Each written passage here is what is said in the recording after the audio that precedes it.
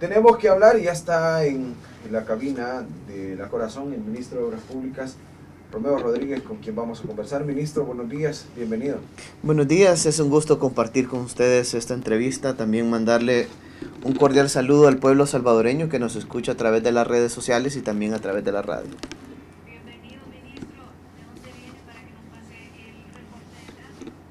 Sí, bueno, pasamos por la carretera de Los Chorros, sí había un poco de tráfico en la zona, ya incorporándose a Santa Tecla justamente por... hay maquinaria, hay equipo, hay una serie de cosas que se están haciendo en la carretera porque ya está a punto de finalizar el diseño de ingeniería. Entonces, por el tipo de maquinaria que se ha llevado a la zona, es decir, uno de los carriles en un tramo está obstruido, ¿verdad? Por la maquinaria, por el equipo, y también hay trabajadores porque están trabajando 24 horas del día. Esto más o menos va a durar solo el día de hoy y esperamos luego poder habilitar ya el tránsito vehicular en ese carril que de alguna manera está obstruido, ¿verdad? Es parte de un hombro de la carretera y medio carril.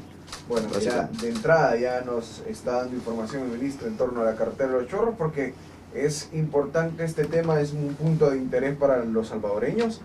Están trabajando entonces en la parte final del diseño. Sí, de hecho nosotros esperamos este último trimestre de este año sacar a licitación ya el proyecto de esta carretera. Nosotros en el mes de octubre vamos a recibir el diseño. Obviamente se han hecho todas las revisiones respectivas porque se han entregado diferentes informes en diferentes ocasiones. Incluso en este momento estamos pidiendo que cada semana se nos entregue un informe para poder ir garantizando que en el mes de octubre nosotros ya tengamos todo completado y luego de esto podamos sacar la licitación de la construcción, no es a diseño que lo vamos a sacar el proyecto, de la construcción del proyecto de la carretera de Los Chorros. Normalmente un proyecto de infraestructura, para tener una idea, bueno, el bypass de San Miguel pasaron 10 años y nunca lo hicieron, el bypass de la Libertad ni tan siquiera estaba terminado, es decir, proyectos que han sido de gran envergadura para el país, normalmente han tardado décadas y ni tan siquiera se han podido completar, ¿verdad? En este caso, desde que iniciamos en el gobierno, a pesar que no teníamos una asamblea legislativa, sacamos con recursos de FOSEP, que es el Fondo de Preinversión, del cual disponen todos los ministerios a nivel nacional, para poder hacer los estudios de preinversión. ¿Cuáles son los estudios de preinversión? Pues estudios de factibilidad, estudios de diseño de ingeniería, y ahí fue donde sacamos este proyecto de la carretera de Los Chorros. Nosotros dijimos, bueno, esta asamblea no nos va a aprobar los fondos para poder construir la carretera, pero avancemos. Cuando estaba la anterior, exacto. Entonces dijimos, bueno, pero avancemos con el diseño, avancemos con los estudios de factibilidad. Entonces lo hicimos, porque eso obviamente lleva tiempo. Y claro, ¿verdad? De alguna manera la pandemia afectó en los temas de las restricciones que hubieron de circulación, así como las diferentes actividades a nivel nacional, ¿verdad? Entonces, ese fue parte, en el momento de las restricciones fue un tiempo muerto que tuvimos por parte del diseño. Pero lo bueno es que ahora en el mes de octubre se nos entrega el diseño de ingeniería y luego sacamos a licitación la construcción de esta gran obra de infraestructura que va a cambiar la movilidad de todo el occidente de nuestro país. Ministro, hemos escuchado mucho esta palabra licitación. Para quienes no terminan de entender todo este lenguaje técnico, ¿qué es una licitación? ¿Cómo se gana una licitación? Sí, bueno, es un concurso público donde el Ministerio de Obras Públicas, en este caso obviamente lo pueden hacer las diferentes carteras de Estado, instituciones autónomas, invitan a diferentes empresas, en este caso tanto constructoras como empresas supervisoras, para que puedan ser parte de la presentación de ofertas de un proyecto. En este caso se deja fijo un día, es decir, supongamos que la sacamos en el mes de octubre, podemos dejar fijo, darle unos 30 a 60 días para la presentación de ofertas, para que las empresas se preparen, porque obviamente es un proyecto grande de construcción y tienen que tener bastantes datos, ¿verdad? Para poder determinar volúmenes de obra que tienen que realizar y diferentes cosas para poder dar un costo estimado de lo que a ellos les va a costar el proyecto, y también obviamente tienen que ganar algo. Entonces dentro del proyecto ellos estiman también las ganancias que pueden tener. y además de cubrir todos los costos fijos, ¿verdad? Y variables. Pero bueno, hay un día de presentación de ofertas siempre, y ese día todas las empresas llegan a una hora determinada. Puede ser cualquier hora, ¿verdad? Supongamos que es a las 10 de la mañana.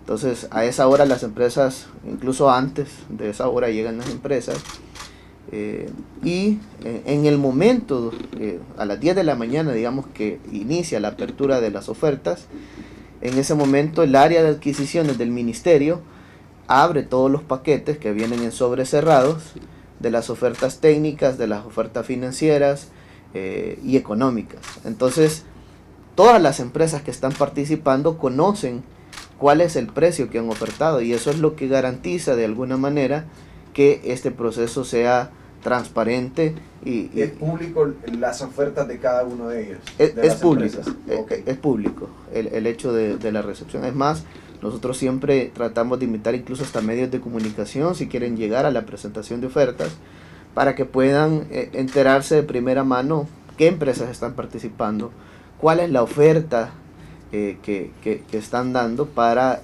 el proyecto en específico. Entonces es... Y al momento de elegir a una empresa, ¿qué criterios son? ¿Es como que esta está ofreciendo un aparato? ¿O qué evalúan para decir, ok, tú eres el elegido?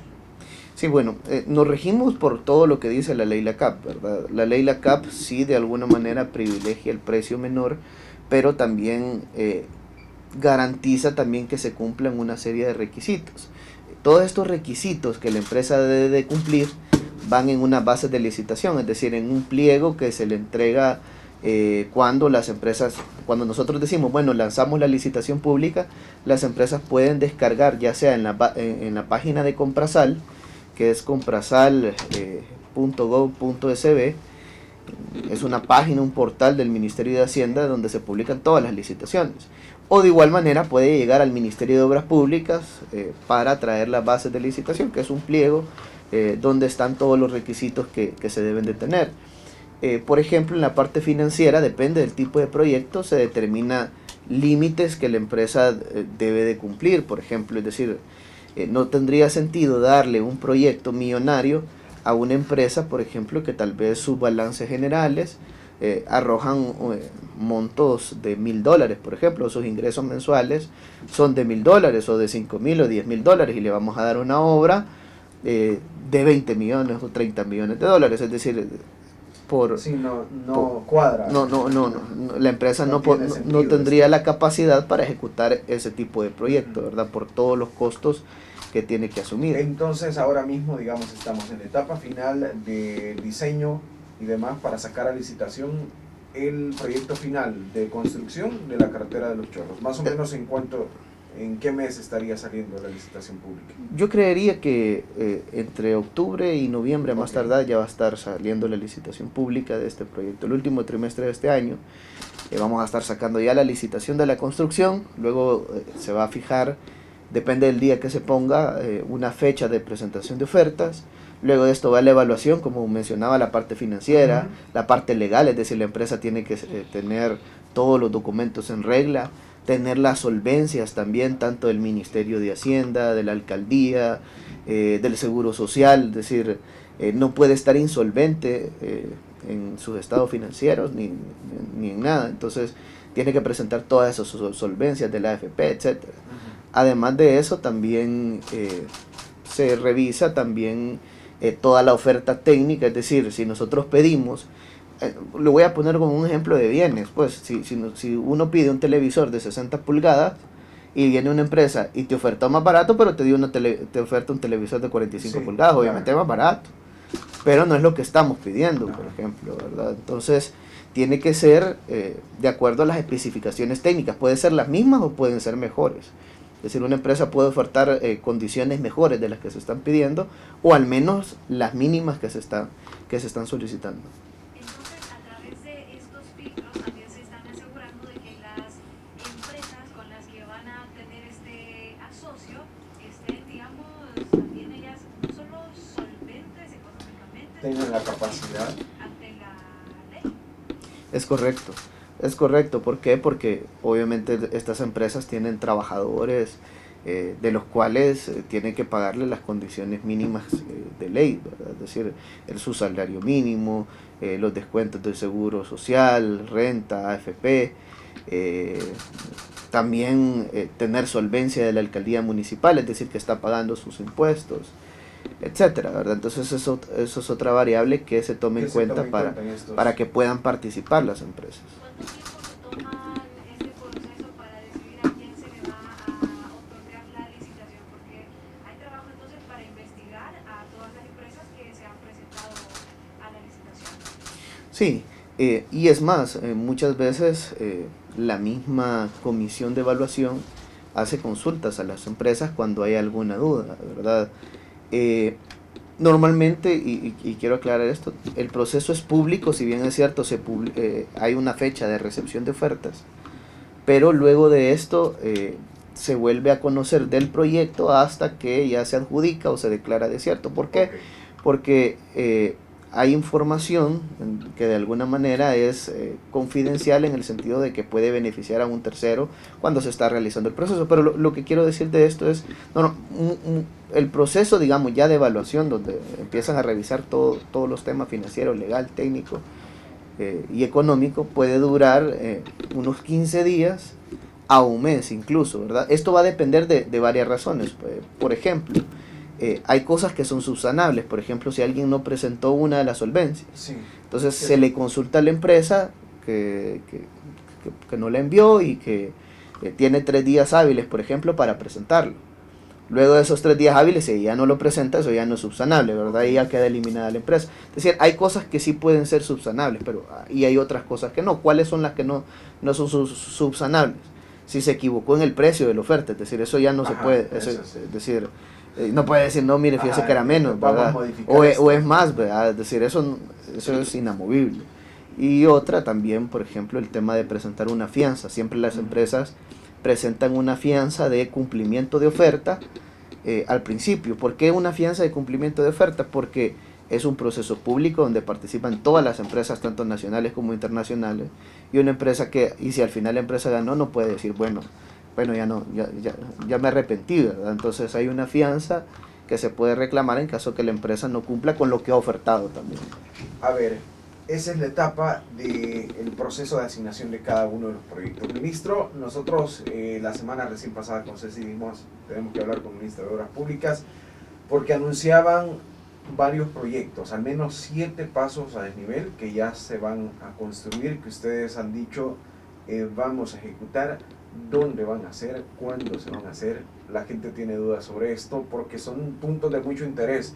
Hemos escuchado Árbol de la Paz, Hermano Bienvenido a Casa, el Redondel del Platillo, allá en Constitución. ¿Cuántos proyectos son, ministro, si nos pone al tanto sobre esto? Sí, bueno, nosotros desde el inicio del gobierno hemos venido trabajando en diferentes proyectos para mejorar la movilidad de todos los ciudadanos, principalmente en el área metropolitana de San Salvador. Eso no significa que no vamos a hacer obras en Santa Ana o en San Miguel. De hecho, se están construyendo, por ejemplo, el periférico Gerardo Barrios, la carretera de Los Chorros que le vamos a construir. Eso va a beneficiar a Santa Ana, Sonsonate, Huachapán, ¿verdad? Es decir, sí hay obras que se están haciendo. Nosotros hemos dividido, digamos, este proyecto de movilidad en 2 etapas. Uno, que es la mejora del sistema de transporte público a nivel nacional. Eso es un tema complejo porque, es decir, es un trabajo articulado con diferentes carteras, la Policía de Tránsito, por ejemplo, que no depende del Viceministerio de Transporte, sino que del Ministerio de Justicia y Seguridad Pública. Y así en diferentes carteras de Estado, ¿verdad? Pero se está trabajando, digamos, en eso, incluso en temas de infraestructura, porque hay un estudio de transporte masivo que se está realizando. ¿Por qué hago esta aclaración? Y es porque una de las prioridades del gobierno, y lo tenemos claro, es que la única forma en la cual vamos a poder reducir el tráfico vehicular es reduciendo la cantidad de vehículos que circulan. ¿Y cómo reducimos la cantidad de vehículos que circulan? Pues haciendo que la gente no se movilice en su vehículo particular, sino que se movilice en un transporte público como lo hacen los países de primer mundo. Es decir, tú puedes ver ciudades, Japón por ejemplo, decenas de millones de personas que viven en Tokio, y se mueven mucho más fácil que en otros lugares, ¿verdad? Donde tienen menos población incluso. Entonces, en San Salvador es sumamente complicada, el área metropolitana de San Salvador viven cerca de 1.4 millones de personas. Y Entonces, a digamos, mediano plazo sería apostar para que la gente utilice más el transporte colectivo, pero y a, digamos, largo plazo, otras opciones como bicicletas, tal vez. de acuerdo, hay que garantizar otro tipo de movilidad, es decir, que las calles, por ejemplo, normalmente se han construido más para los vehículos y no para la gente. Es más, uno puede ir caminando en una acera y luego si se quiere pasar la calle, lo más probable es que no haya acera en el otro lado. Sí. O esté demasiado reducido y no tenga la capacidad, o hayan vehículos estacionados, etcétera, ¿verdad? Entonces, hay que apostar, y no hay ciclovías, las ciclovías todas están desconectadas una de otra, ¿verdad? Entonces, hay varias cosas que vamos a realizar. En corto plazo vamos a hacer infraestructura para los ciclistas. De hecho, ya se está haciendo una en la Avenida Jerusalén.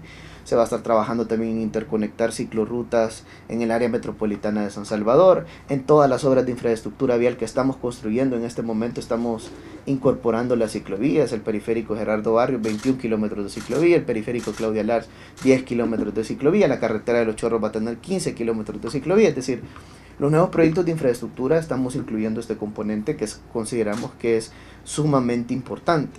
Pero ahora bien, además de apostarle a otro tipo de movilidad, es decir, vamos a poner semáforos para peatón para que la gente pueda caminar más segura, vamos a adecuar la ciudad más a la gente que para los vehículos, pero paralelamente también estamos trabajando más a un mediano plazo en el tema de modernizar y mejorar el transporte público. ¿Por qué mediano plazo? Porque obviamente es un tema complejo y además estamos haciendo un estudio de transporte masivo en el área metropolitana de San Salvador que nos va a indicar cuál es la mejor alternativa que se requiere para poder movilizar a las personas. Ok, ahí está entonces en torno al transporte, pero los pasos. Sí, sí, los pasos, de acuerdo, que era la pregunta. Y aquí Pero- están preguntando, ¿Utila dónde va a ser? O sea, Sí, la de gente acuerdo.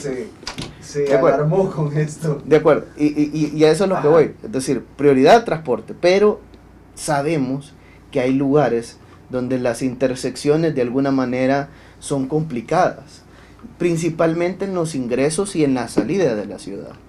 Entonces, igual como otros países del mundo, es decir, que si uno va a Estados Unidos o va a otros países de Europa, uno puede ver que los grandes pasos a desnivel normalmente se han construido en los ingresos y en las salidas de la ciudad. Y es ahí donde nosotros hemos enfocado en realizar, ¿y qué vamos a hacer en la ciudad? Pues en la ciudad, como mencionaba, mejorar, modernizar el transporte público, hacerlo más eficiente, el existente obviamente, pero también apostarle a un transporte masivo. Pero bueno, con respecto a la infraestructura que se va a construir en los ingresos y salidas de la ciudad, tenemos solo en el Boulevard Constitución 4 pasos a desnivel que vamos a construir. ¿Por qué 4 pasos a desnivel? Pues porque ahora estamos viendo este tema como corredores que garanticen la movilidad de un sector a otro sector y que no pase como ha sucedido siempre, que el tráfico se pasa de un tramo a otro tramo, o que después de hacer el paso a desnivel, este iba a terminar a un redondel y eso al final genera un cuello de botella. Entonces vamos a hacer los pasos a desnivel que sean necesarios por corredores y que esto garanticen la movilidad de los ciudadanos. Entonces en el Boulevard Constitución vamos a hacer 4 pasos a desnivel. Uno en el redondel Integración, otro se va a construir en la calle principal La Gloria, donde hay un semáforo. Ok, donde está la colonia. Donde está, Ajá, exacto. ajá. Otro en la intersección de la calle Sacamil y otro en la intersección de la calle El Volcán. Entonces, Ok. en esos sectores vamos a construir pasos a desnivel para garantizar Serían la movilidad de todos los Boulevard ciudadanos. Constitución, Redondel Integración, La Gloria, Sacamil, ¿cómo se llama? Calle El Volcán. Calle El Volcán y Sacamil. Y Sacamil. 4. 4. Así es. Y hay intersecciones que se van a tener que cerrar. ¿Por qué se van a cerrar? Es decir, por ejemplo, el redondel que está por Walmart. El Te- Redondel Chafik. Exacto, lo vamos a tener que cerrar porque ese redondel en realidad solo funcionaba o su uso es más que todo para la empresa, Ajá. pues Walmart, ¿verdad? Principalmente. Y obviamente sirve como retorno, pero si al construir los pasos a desnivel vamos a garantizar el flujo adecuado de todas las familias que vienen de Apopa, Aguilares, Nejapa, Quesaltepeque y toda esa población que quiere ingresar hacia el Gran San Salvador, pues lo va a hacer libremente a través del paso elevado o el paso deprimido, como especie de túnel. Ministro, entonces, cerrar ese redondel, ¿qué implica? ¿Construir un semáforo ahí? ¿O qué habría en lugar de ese redondel? Vamos a mejorar el área y vamos a hacer una zona, la zona verde la vamos a hacer más grande. Es decir, no es que nos vamos a quitar el redondel, sino que vamos a hacer que la zona verde sea más grande. Es decir, digamos, la intersección del redondel se va a cerrar a través de un arriate que se va a hacer más grande y que se va a vegetar y todo ese sector. Entonces, y vamos a garantizar que los carriles sean fluidos, es decir, que no... Digamos, este es un corredor completo que se va a hacer para el ingreso de Constitución, todos los que vienen de la zona norte. Exacto. Ahí llevamos 4. Ahí llevamos 4. El redondel de integración más o menos tendría un costo de 20 millones, ese es el presupuesto. Una cosa es el presupuesto y otra cosa es lo que ofertan las empresas. Obviamente ese es como la base que tenemos de acuerdo a precios estimados, ¿verdad? El tope, exacto. ¿Verdad? La competencia al final nos va a generar primero Dios ahorros y con esos ahorros podemos hacer más obras todavía. Entonces, 20 millones de dólares. ¿Por qué 20 millones? Porque este lleva una serie de pasos a desnivel, es decir, la intersección de los que vienen de Casaltepec, que lleva un paso elevado, una especie de túnel de los que vienen de Apopa hacia San Salvador, también de regreso. Como el paso del Jaguar.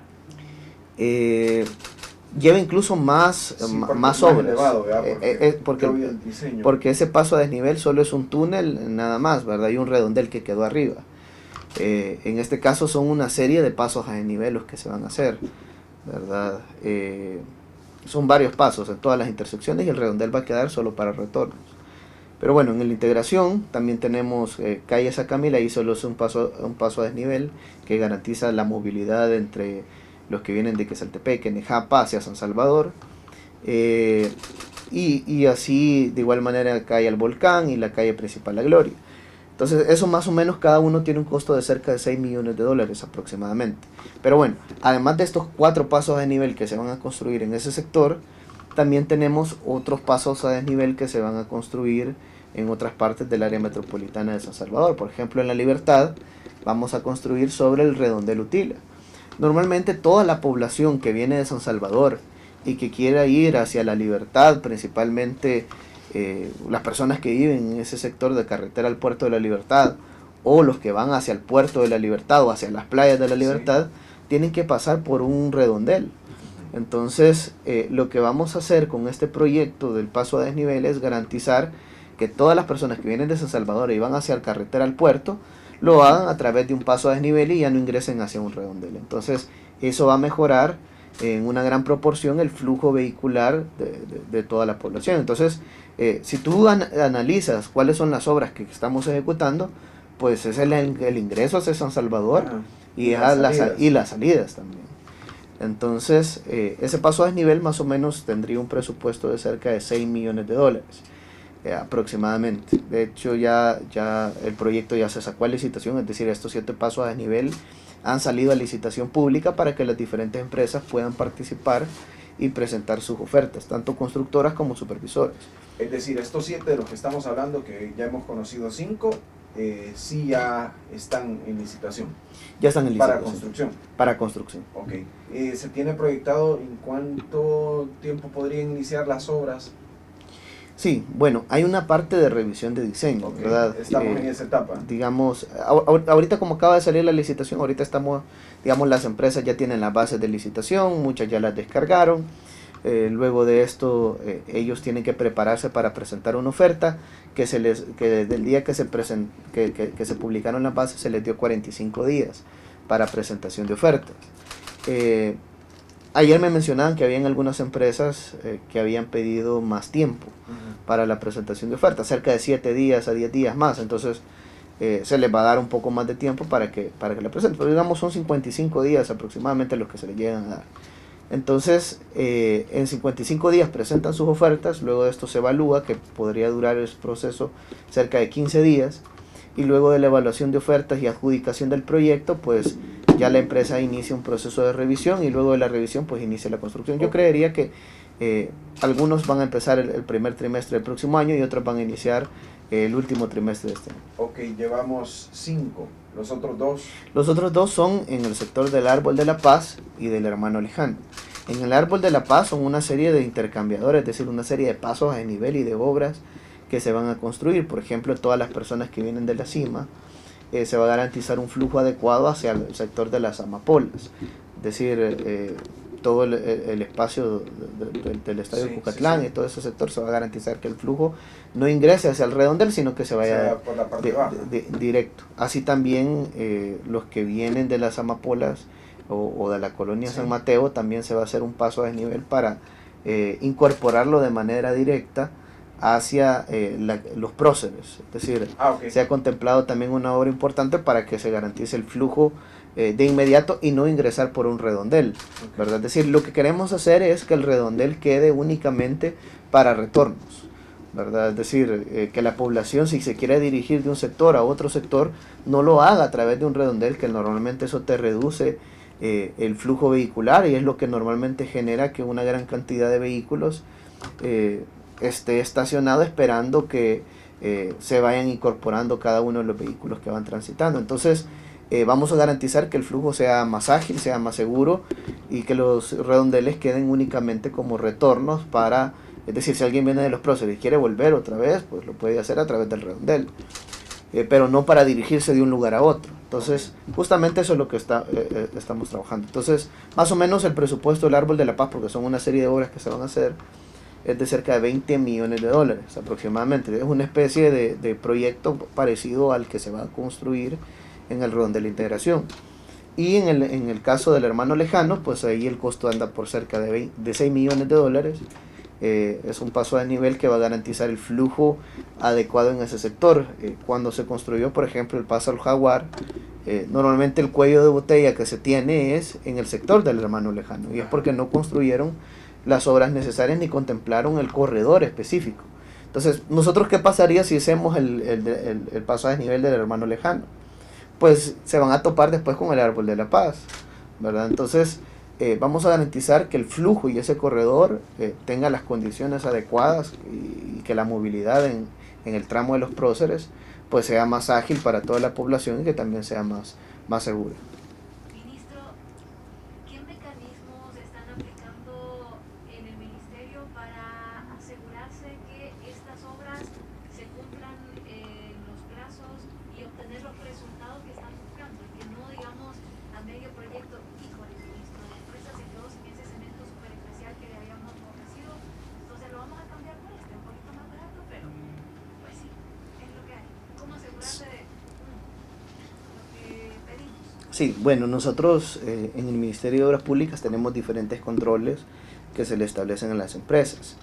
Uno es que se contrata una empresa supervisora, es decir, además del Ministerio de Obras Públicas, hay un tercero que también está supervisando día a día el proyecto, lleva una serie de bitácoras de cada una de las cosas que se van ejecutando y que se tienen que ir cumpliendo día a día. Es decir, hay un programa diario y hay un programa semanal y un programa mensual. Obviamente la idea es ir cumpliendo el cronograma diario para poder llegar a que al final del mes terminemos como se ha pedido el proyecto.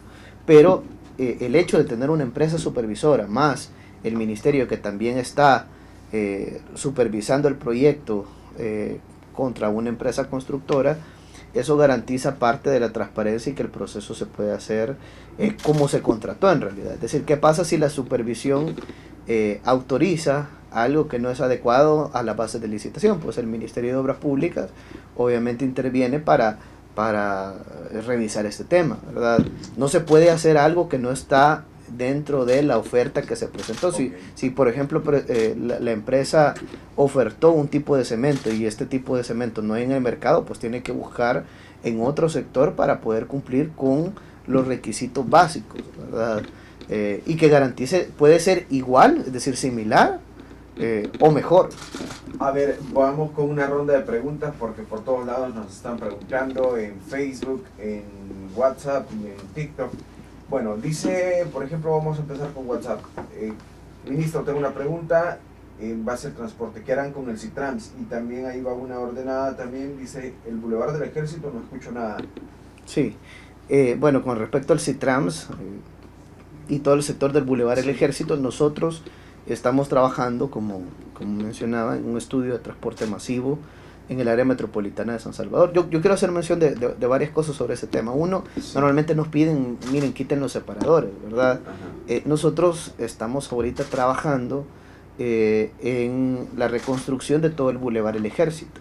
Entonces, pero si nosotros quitamos ahorita los separadores, en realidad la calle tiene un desnivel. Es decir, hay que nivelar la calle para poder garantizar incluso el quitar los separadores, porque mucha de la población dice, quítenlos ya, pero eso puede generar incluso accidentes, porque es prácticamente una grada la que hay del carril segregado a la calle donde transitan. Entonces, el CITRAMS como sistema, de momento todavía no se tiene nada.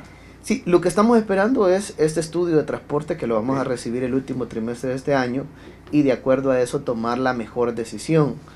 Lo que sucede es que los estudios de tráfico nos han dicho que si nosotros queremos, por ejemplo, apostarle a un BRT para poder garantizar, cubrir la demanda de pasajeros que se tiene actualmente, el gobierno del FMLN en ese momento tenía que haber concesionado 4 carriles, 2 de ida y 2 de venida. ¿Por qué? Porque es una gran cantidad de pasajeros los que hay que transportar en el área metropolitana de San Salvador y para cubrir esa demanda pues tiene que ser de esta manera según los estudios que se tienen. Obviamente nosotros ahorita no nos estamos casando con una alternativa de movilidad, puede ser un BRT, así como puede ser un metro, subterráneo, aéreo, un transvía, etcétera, ¿verdad? Entonces, de acuerdo a los estudios es que nosotros vamos a anunciar el tipo de proyecto que se va a ejecutar para garantizar la movilidad. Pero digamos, en el sector del Boulevard El Ejército es justamente eso lo que estamos trabajando. Es decir, iniciar la construcción de un proyecto que mejore la movilidad. Nosotros sabemos que hay sectores cárcel de mujeres, Bifrío, por ejemplo, donde hay intersecciones que hay que resolver problemas, y eso lo tenemos claro, ¿verdad?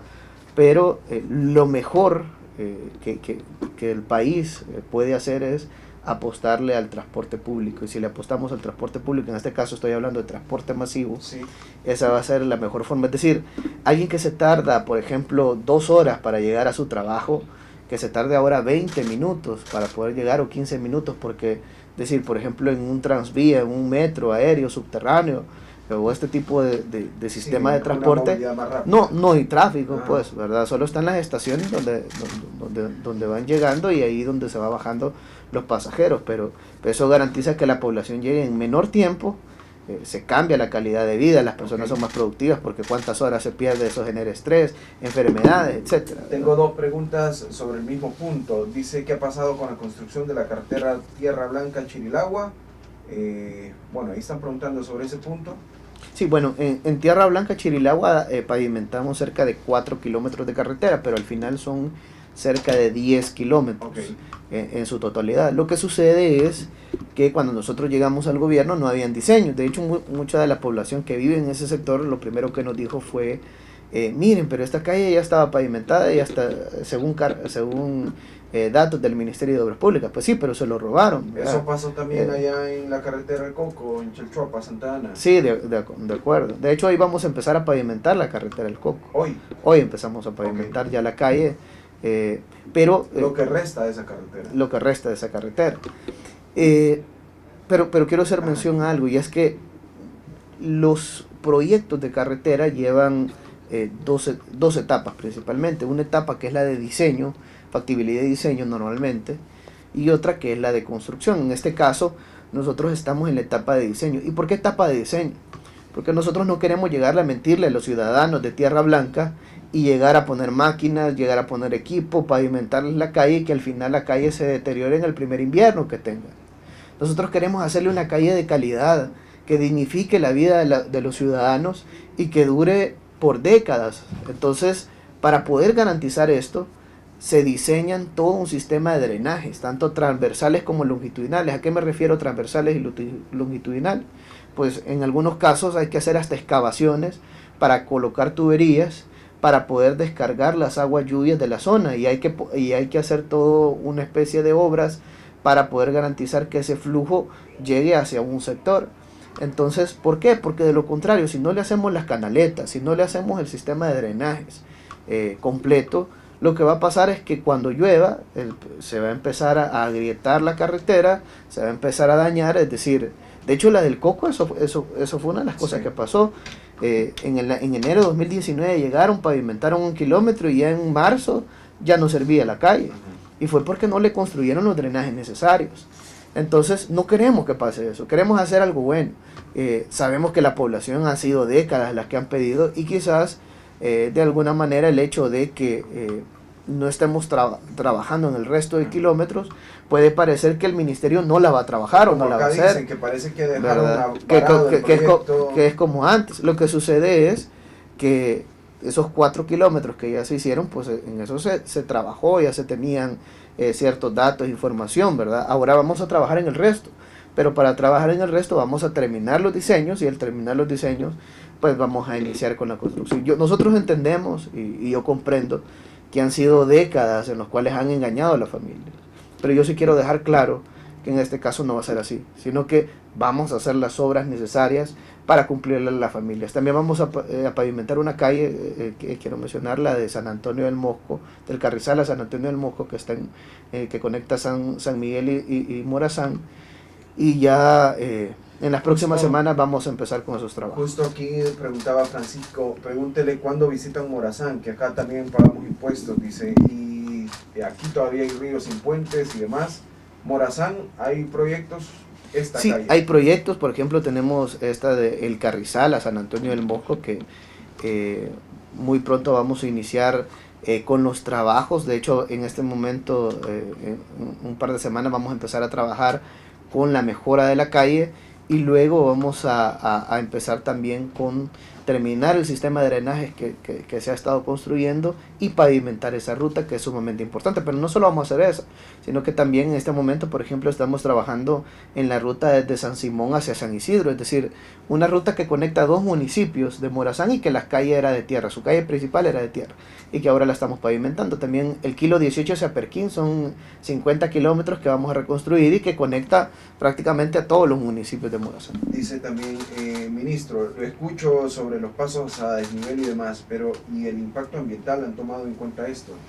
Sí, de hecho todos los proyectos que el Ministerio de Obras Públicas ejecuta a nivel nacional, nosotros hacemos estudios de impacto ambiental, contratamos empresas para que hagan este tipo de estudios y se garantice que la compensación o la obra que se haga sea de acuerdo a los efectos que pueda tener. En este caso de los pasos de desnivel, pues se están construyendo sobre carreteras ya existentes, es decir, no es que vamos a talar árboles, no es que vamos a hacer algún tipo de acción, sino que se hacen sobre las intersecciones ya existentes. Entonces, obviamente, y aún así, a pesar que en algunos casos no haya tala de árboles, nosotros incorporamos componentes ambientales para poder realizar reforestaciones en diferentes sectores. ¿Qué es lo que hemos hecho normalmente como Ministerio de Obras Públicas? Pues una parte de los recursos se destinan al fondo ambiental que se ejecuta a través de FONAES, y ellos son los que hacen las obras de compensación ambiental que muchas veces incorporan a las alcaldías que apoyan este tipo de acciones. Ahora bien, también como ministerio hemos lanzado un proyecto que se llama MOP Verde, y la idea es no solo tener al MOP construyendo las carreteras nuevas, sino que también tener al MOP por medio de estas compensaciones ambientales que se destinan en cada uno de los proyectos a hacer reforestaciones en carreteras, en cuencas. Eso es lo que y en diferentes sectores. montaron allá en carretera por Comalapa, en la carretera Zacatecoluca, un vivero. Sí, de acuerdo. De hecho, ya estamos construyendo un vivero que va a producir cerca de 1 millón de árboles. Okay. Ese vivero. Pregunta al señor ministro, dice, ¿la carretera panamericana a Huachapán, a Tiquisaya, Chalchuapa está en planes de remodelación? Sí, de hecho está en licitación pública en este momento. Nosotros sacamos la semana antepasada, bueno, antes de vacaciones, cerca de 10 proyectos, bueno, eran 11 al final, 11 proyectos de infraestructura. Uno de ellos eran obras de mitigación en el sector de la Libertad. Pero de estos 10 proyectos que sacamos a licitación pública, por ejemplo, está el bypass de Huachapán, está la carretera de Chalchuapa, el desvío de Chalchuapa hasta el desvío del bypass de Huachapán, también la conexión hasta la Ruta de las Flores. Sacamos a licitación pública el resto, porque ya reconstruimos cerca de 30 kilómetros de carretera en la Ruta de las Flores. Entonces vamos a reconstruir el resto de kilómetros que falta, desde Sonsonate hasta poder empalmar con los trabajos que ya se hicieron.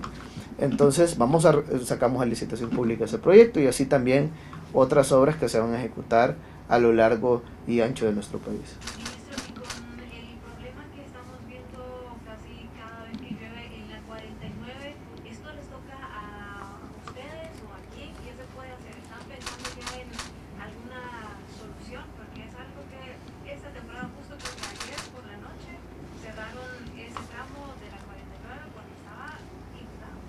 Sí, bueno, el tramo de la 49 tiene dos conexiones, ¿verdad? Una por un tramo que es ruta municipal, y otro tramo, y el tramo principal, que es ruta nacional, ¿verdad? Ahora bien, nosotros, de hecho, este proyecto lo íbamos a hacer antes de la pandemia. Lamentablemente, la pandemia de alguna manera afectó todas las actividades que se están haciendo. Es decir, en lugar de hacer ese paso a desnivel, porque lo que íbamos a hacer en ese sector es ampliar el paso a desnivel, porque según unas mejoras que nosotros vamos a hacer en ese tramo de carretera, es que vamos a garantizar que hayan 3 carriles por sentido. Entonces, ya de hecho ya tenemos el proyecto y todo para poderlo ejecutar. Pero lo que sucede es que los recursos que íbamos a destinar para ese proyecto y la construcción de los drenajes, porque hay varios problemas ahí, además que en ese giro, por ejemplo, de la Alameda Roosevelt, lo que sucede es que todos los vehículos pesados se quedan en ese tramo, porque no tiene el giro o la geometría necesaria para poder pasar.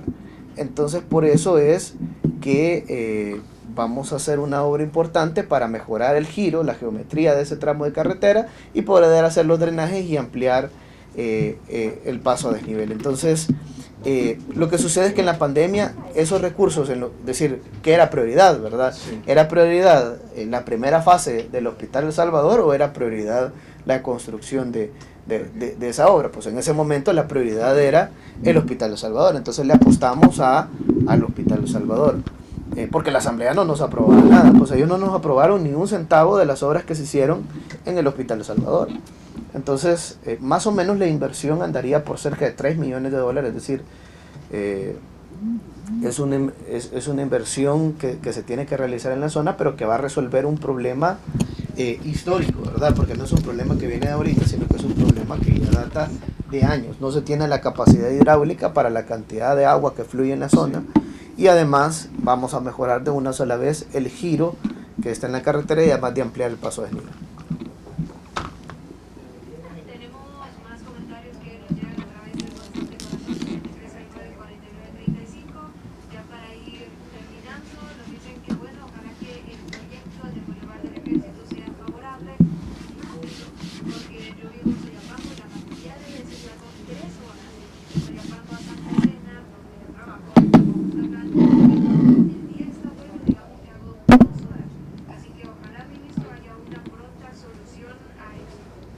De acuerdo. Es importantísimo el hecho, como mencionaba, de apostarle al transporte público, porque, es decir, y yo le mencionaba en diferentes ocasiones, los chorros en este momento se van a ampliar a 8 carriles, pero, es decir, a medida que vaya creciendo el parque vehicular, aquí en unos 30 años, porque se ha proyectado hasta por 30 años en la carretera, pero digamos en unos 30 años, después van a decir, bueno, hay que ampliarla a 10, después a 12, después a 14, después a 16, es decir, el parque vehicular va creciendo, la población va creciendo. Entonces, lo principal, y eso no significa que no hay que hacer intervenciones de carretera, porque en el caso de los chorros, ni bahía de buses tiene, hay tramos de 2 carriles por sentido, y otro que un tramo tiene 3 por un sentido y 2 por el otro. Es decir, la carretera sí no tiene las condiciones adecuadas, hay que mejorarla, pero hay que apostarle al transporte, y eso es justamente lo que vamos a hacer. Mire, antes de irlo despidiendo, ministro, porque sobre esto me han estado preguntando todo el día de ayer y la noche, el tema de las placas, las nuevas placas, ya entró el nuevo sistema hexadecimal, letras y números, pero dicen, no es que van a cambiar las placas de todos, se van a ir cambiando con cada vehículo nuevo o cada renovación. Sí, lo que sucede es que, bueno, las placas de los vehículos existentes en este momento no se va a cambiar. Okay. ¿Por qué no se va a cambiar? Porque obviamente eso implicaría un costo, ¿verdad? Un costo que al final la población en este momento que ha sufrido los embates de la pandemia, no queremos afectarle su bolsillo, más aún cuando bueno, se acaba de hacer el incremento al salario mínimo y ha sido justamente para poder tener la capacidad necesaria de compra de la población debido al incremento incluso de los precios de la canasta básica. Entonces las placas, de momento, las que ya están, las vigentes, no se van a cambiar. No se van a cambiar, es decir, no vamos a hacer una renovación masiva de placas, sino que lo único que estamos haciendo es que las personas que compren un vehículo nuevo o un vehículo usado y que tenga que matricularlo, entonces en este caso se le van a entregar las placas, pero ya se le están incorporando una letra debido a que llegamos al 1 millón de vehículos. Bueno, tenemos 1.4 millones de vehículos, pero ya en placas particulares ya llegamos al 1 millón de vehículos y entonces ya teníamos que incorporar una letra para poder incorporar más variables, ¿verdad?, en los números. Perfecto, llegamos a las 8:24. Hemos estado conversando con el ministro de Obras Públicas, Romeo Rodríguez. Les dejamos la plática en nuestras redes sociales, Radio Corazón 973, Facebook e Instagram, y en Twitter, @corazón973. Ministro, mensaje final a los que están pendientes del trabajo que está realizando el Ministerio de Obras Públicas. Sí, bueno, decirle a toda la población salvadoreña que vamos a seguir trabajando por garantizar el bienestar de todos. Al final, lo más importante de la obra pública es que a través de ella podemos cambiar y mejorar la vida de los demás.